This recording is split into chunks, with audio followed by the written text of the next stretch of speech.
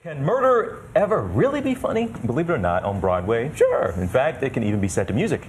Gentleman's Guide to Love and Murder is this year's Tony Award winner for Best Musical. So how can a serial killer be slightly innocent and ultimately endearing?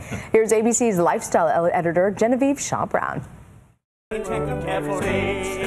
It's not very often that an audience falls in love with a serial killer, but that's exactly what happens at the Broadway hit A Gentleman's Guide to Love and Murder. If this show's going to work, you have to like the main character. It's his story. What I came up with was bring them along for the ride, sort of on his side, the underdog. If you've ever been told you can't, you're on Monty's side. I am the next Earl of Highhurst. Penniless Monty Navarro, played by Bryce Pinkham, loses his beloved mother and finds out the family secret. He's an heir to a fortune, and just 8 people and murders stand between him and riches and revenge.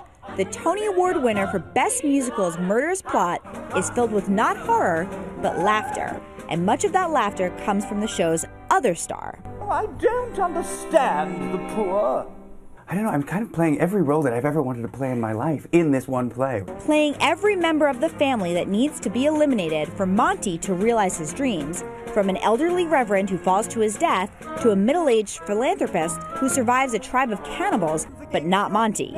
The role is intensely physical, with frantic costume changes taking place in seconds just off stage. Slap on a mustache, rip off a wig, put on a new hat, put gloves on me, hand me a prop, and push me bodily back on stage after squirting water in my mouth. Every night's a crazy night because these changes are finished just in the nick of time when I have to go on to the next scene. Knock on wood, miraculously enough, nothing devastating has happened. Gentlemen have secrets they must share.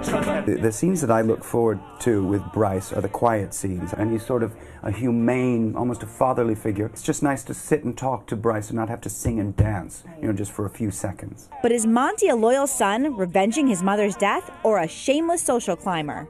Turns out, it's both. First 20 minutes of the show are like the rules of the game are being placed, and then once you start playing, it gets to be really fun. That first murder is sort of like when the cork is popped. I just love that when the audience goes, oh, now we get the game.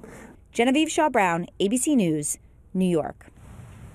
I would love to go see that. We should go. We should go, make a date. We should take a World News Now field trip. That sounds great. Go see. I haven't actually seen any theater in the past year that I've been here in New York. There we go. Right? It's done. Let's go see something murderous and hilarious.